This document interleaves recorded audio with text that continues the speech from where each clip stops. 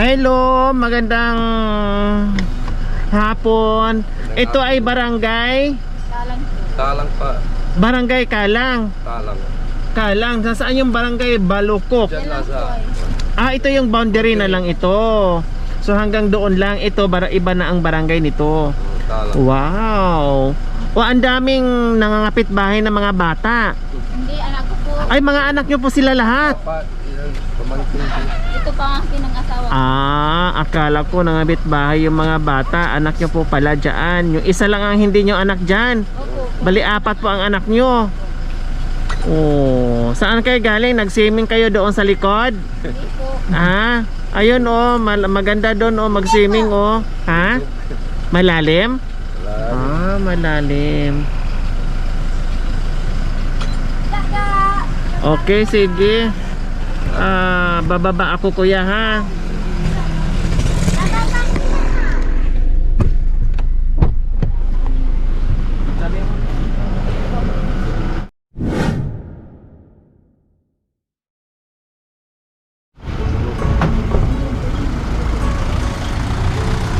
Hello, magandang hapon po sa inyo. Anong pangalan ni ate? Mary Grace po. Mary Grace. Si kuya? Si Kuya Leonardo. Ito yung bahay nyo. Delikado siguro dito pag tuloy-tuloy ang ulan, no? Inaabot pa kayo ng baha? Hindi rin. Hindi naman.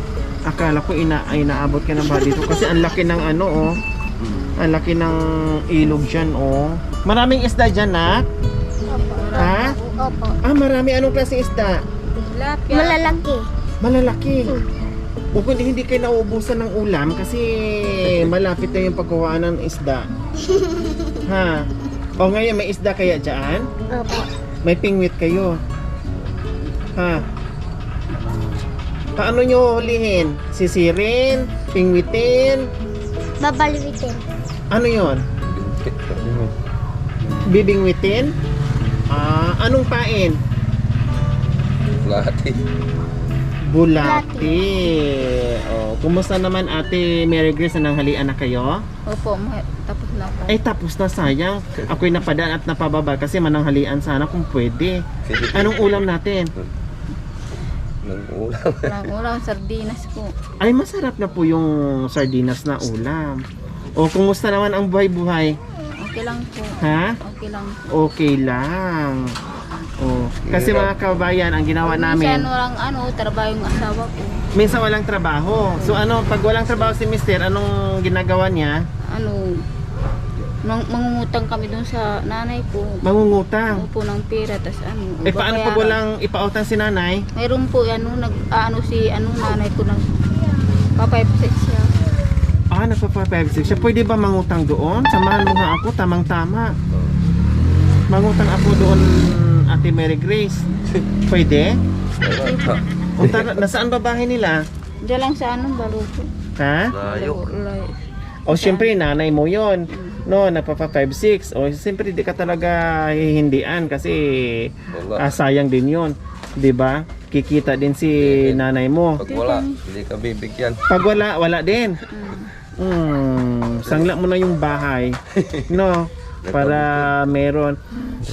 Anong trabaho mo kuya? Construction? Construction ang trabaho. Ngayon wala kayong trabaho. Wala. Tumigil kasi yung pinagtatrabaho. Bakit tumigil? Walang budget. Walang budget, natigil muna. So ano ngayon naman ang ginagawa? Siyempre, Extra. 4 ang anak at nag-aaral. Paano yung pagkain? Pag may extra lang. Extra lang. May magpatrabaho. Kahit ano lang ang pwedeng trabahoin dyan, ginagawa Na nyo. malinis. Tama. Nasaan yung panganay? Saan po yun? Yung nasisipon. Ito yung panganay. Puro lang. Sunod. Ito po.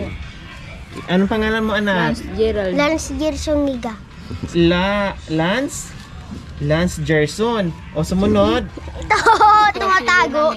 Ha? Yunami. Tago. May isang babae. Isa lang po. Tapos itong Yan na yung bunso. Tama na yan. Kasi mahirap ang buhay. Mahirap din magparami, no? Tama na yung 4. Total may babae at lalaki na para hindi mahirapan. Syempre makapag-aral yung mga bata. Nagtanong kasi kami mga kababayan kasi may nag-message sa amin dito sa Baloko. Balukok. Ngayon, sila yung napagtanungan namin, nandoon daw yung yung hinahanap namin. Kasi minsan, pag meron nagme-message sa amin, ang binibigay lang is yung bayan tapos yung barangay. Dapat po ang ibibigay kumpleto. Katulad nito, Balukok lang ang sinabi, Barangay Balukok, walang zone, walang street o walang sitio.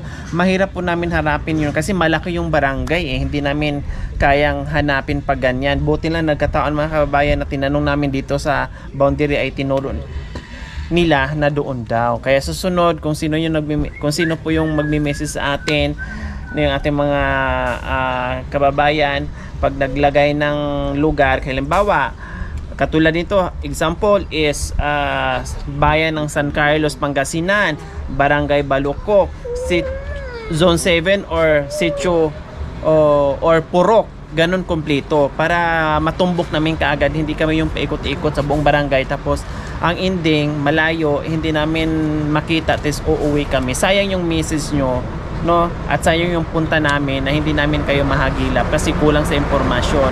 Plus, lakipan nyo na yung pangalan nila para malukit ka agad, mahanap natin kaagad. Kasi minsan pag tinanong mo, yung pagtanungin mo kapitbahay hindi nila alam pero kapitbahay pala nila. Kasi minsan alias lang binibigay, minsan yung totoong pangalan. Siyempre hindi naman po lahat ng kapitbahay natin o malapit sa kapitbahay natin ay kabisado yung mga totoong pangalan. Kaya ang hirap, minsan magtanong ka doon, turo ka doon.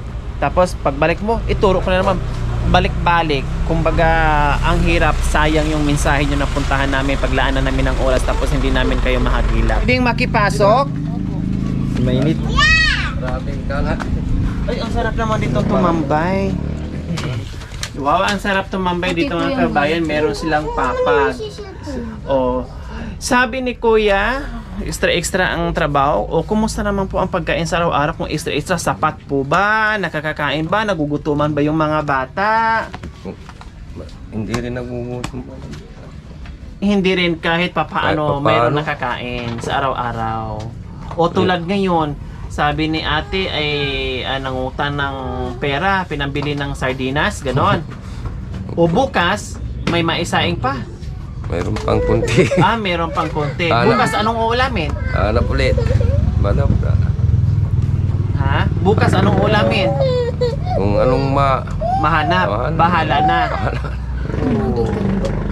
Okay, sige. Basta mabuhay lang sila.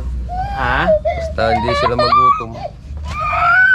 Kumbaga, gagawin nyo ang lahat basta para sa mga anak na hindi sila magutom. Okay, sa tanghaling ito, meron kaming surprise sa inyo. Kuya Leonardo and Ate Mary Grace. Okay, pasok mga Ruilyos.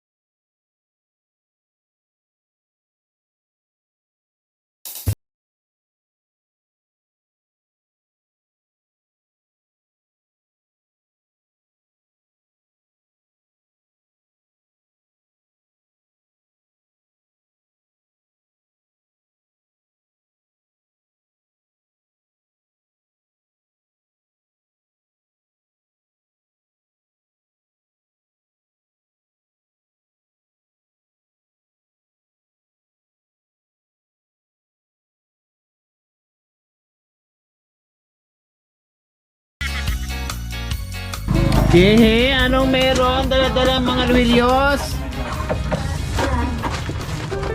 Yan, may isang sakong bigay pa kayo, ate kuya. Di lang yan, meron pa ang assorted groceries.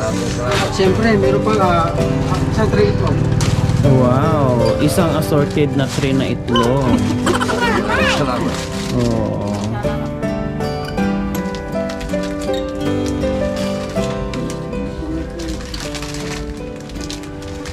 Ate. Ano ngayon sa pakiramdam, Kuya Leonardo and Ate Grace, no? Kuya Leonardo, ano ngayon sa pakiramdam nyo na napagtanungan lang kayo tapos hindi nyo alam? tinanong na may kasama palang biyaya o ano sa pakiramdam? Masaya madam. Bakit Kasi masaya kayo, Kuya may Leonardo? biyayang maraming salamat. Kami ang Napagtanungan. pagtanong na yun. Ate Mary Grace, ano ngayon? Meron palang, ang tanong pala namin ay may biyaya pala.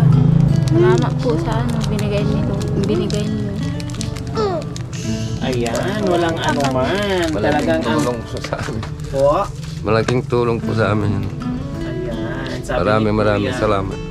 Sabi ni Kuya, naluha-luha si Kuya Leonardo, malaking tulong daw po ito sa pamilya nila. Lalo na ngayon, may trabaho, kahit anong trabaho daw, basta marangal, ginagawa nila.